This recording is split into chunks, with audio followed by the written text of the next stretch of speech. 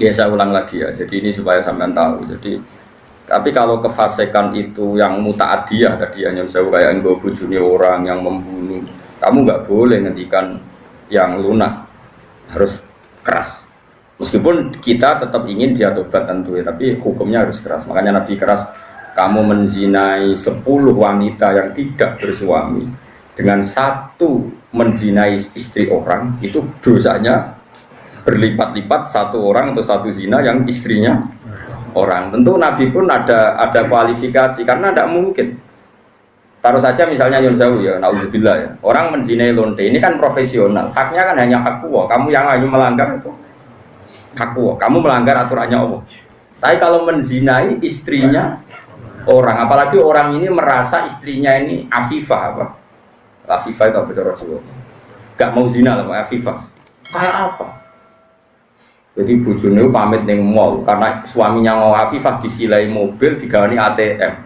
Terus boleh demenan. Kayak apa? Mangkal mobil diganggu fasilitas dari suaminya. Kayak apa? Makanya Nabi jelas ngendikan dosa besar itu antuzania bihalilati jari. Kamu menzinai istri orang. Istri orang pun di kelas-kelaskan, terutama istrinya tetangga. Ada urutannya. Jika kalau seperti ini Nabi tegas sampai misalnya Nyon Sewu ada hukum rajam. Saya pernah dalam Bahsul Masail ditanya, Gus, rajam itu kan jahat, masa orang dibunuh gini-gini karena zina? Saya jawab, oke, kita dalam Islam Indonesia nggak ada rajam. Tapi Allah selalu mempertontonkan kematian yang sama. Ini hujjatullah. Misalnya begini, saya tanya, andai kan ada hukum rajam tegas, mungkin satu Indonesia yang kena rajam itu nggak sampai 100, nggak sampai 10 kan? Karena syaratnya harus ada saksi 4 sing nginceng. Tuh iku kudu roh detail mlebune alat kelamin ning vagina. Ada roh kelonan tok ora cukup. Aku roh ning dhuwure tetep ora iso dalam hukum Islam. Kudu roh alat kelamine lanang mlebu ning vaginane cawe itu. Kan ra ngarah roh. Terus rohe papat kudu bareng. Ada gentenan yo ndak diterima. Terus parahe meneh saksi papat iki kudu adil. Ada pegawaian nginceng yo ora adil. Jadi kemungkinan tercapai rajam kan ada saksi 4 yang melihat langsung alat lelaki kelamin masuk di vagina. Terus wong iki gak fasik, termasuk fasik sing pegawai deh. Misalnya sini Mustafa Adil, lo kok nganti roh, lo pengen lo soleh sing ngencengan. Nah, kemungkinannya, oke. Berarti yang kira-kira yang kena rajam itu hanya 10. Bandingkan tanpa hukum Islam kayak di Indonesia, yang mati karena cemburu berapa? Ini bukti bahwa hukum Islam itu benar. Kita membiarkan hukum zina seperti ini di Indonesia. Tapi gara-gara cemburu, istri membunuh suami, suami membunuh istri, pasangan muda membunuh pasangan selingkuhannya, macam-macam. Gara-gara perzinaan wong ape zina terus wedoke ngomentari Mas piro ngadus sing lanang tersinggung ditekek mati. Nah ini kita harus dengar ini supaya kita jadi tambah iman. Ternyata tidak ada hukum Islam yang katanya mereka kejam rajam. Ternyata hukum yang dibiarkan liar lebih kejam karena cemburu membunuh, karena tersinggung sama pasangan lontenya membunuh. Kan natijanya sama-sama menghilangkan nyawa. Maksud saya, yang ngaji saya tak kasih tahu. Oke, kita tidak pakai hukum rojam, tapi Anda harus tetap tahu di luar hukum rojam toh lebih itu kan ada yang di Surabaya itu mati jadi dilebokno tabung LPG jadi semen. Gara-gara demenan wedok, konangan terus ambek istrinya yang tua itu karena lebih kaya, nyewa preman dipateni dan dimutilasi macam-macam. Coba kalau kematian-kematian di TV rata-rata kan pasangan selingkuhan. Artinya kita seneng ya, seneng artinya gini. Orang-orang itu yang mengkritik rajam katanya tidak manusiawi, sebagian LSM itu kalau mengkritikan seperti itu. Ternyata yang dibiarkan di luar tanpa hukum rajam lebih ngeri. Rajam itu lebih prosedur karena tadi syaratnya harus saksi 4 menyaksikan langsung. Mungkin enggak? Video ra iso diedit. Ora oleh foto pemeneh, video enggak bisa. Bisa di wong Kanjeng Nabi dibantah bolak-balik sampai sahabat. Ya gara-gara Nabi itu kan saking apike wong. Sahabat ya saking mangkele wong. Ya Rasulullah, aro'aita law anna rajulan wajada indam ro'atihi rajulan wa qad kana kadza wa kadza disebutno. Ya Rasulullah, misale ana wong lanang. Pertamane takok law. Ana wong lanang mulai mergo ibojone iku ning dhuwure wis ana wong lanang liya. Madza af'al. Terus kula sing dilakoni tiyang niku madza yaf'al dilakoni napa? Nabi cek jawab, yo al-bayyinah wa ila khudda ala dzuri. Kudu ana saksi. Nah ora kowe sing tak jilid, perkarane kowe kodaf nuduh orang lain.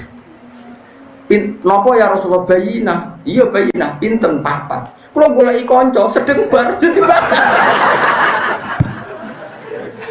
Kula kan golek wong papat sedeng bar. Lah kok do pinter mesti.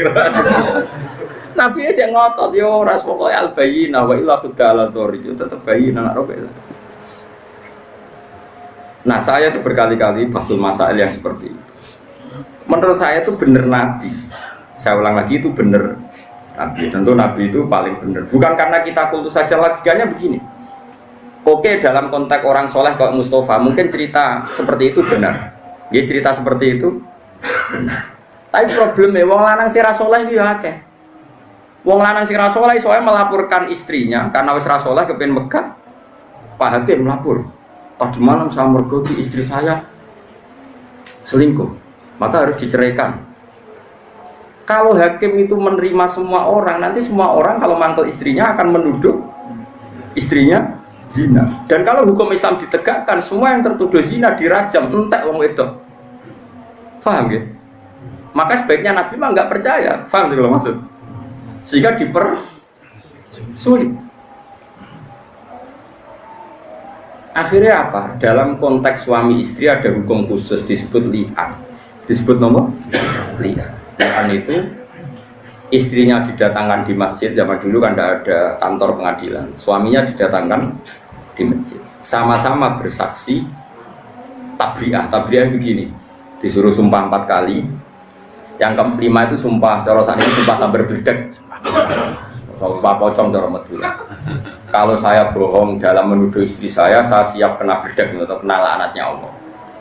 Terus istrinya di depan Rasulullah sumpah 4 kali, yang kelima saya siap mendapat adab Allah jika saya bohong. Baru harus dilepas. Furriqa bainahuma alal abad, keduanya diceraikan alal abad abadi, sama-sama nggak boleh apa nikah lagi, terus diceraikan secara syar'an.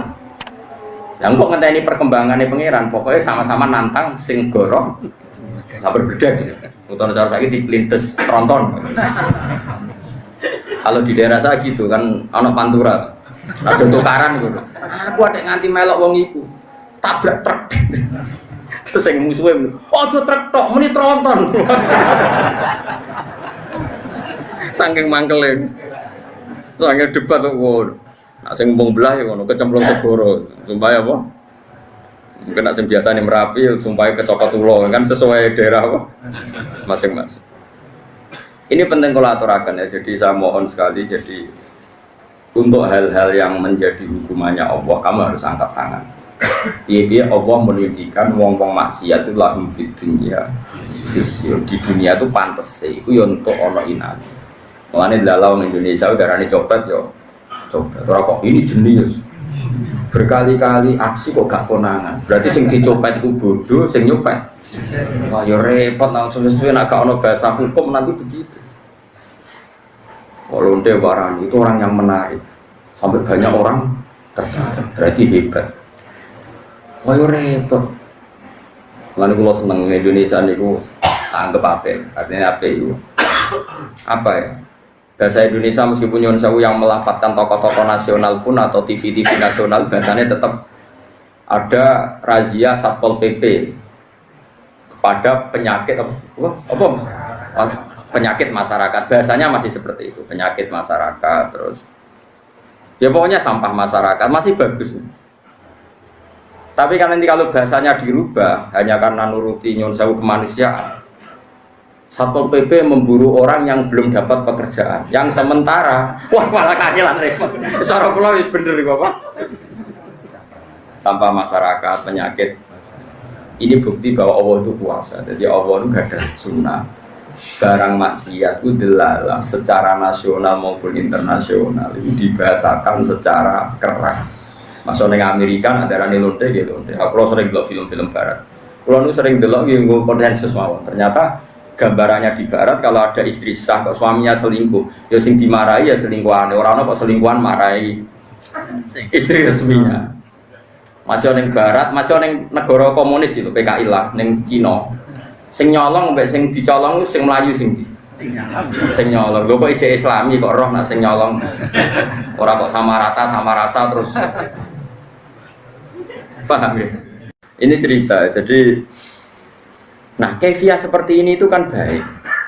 Kalau di orang fasik kefiah ini tidak kita datang karena takut mangkel lah mbek mayit wong mayit gendong ngono kok tak dongakno. Oke, dari segi itu berhak kita mangkel wong dolim. Masalahnya kalau kita tidak mengisi tradisi ini, diisi oleh tradisi mereka. Mereka terus ceki, minum-minum, lebih sulit lagi kita menghilangkan. Mendingan gelo-gelo sidik, ngempet-ngempet sidik, tekon yang majelis. Niati ngurip-ngurip tradisi Islam. Senajan tuh kue gedeng maji.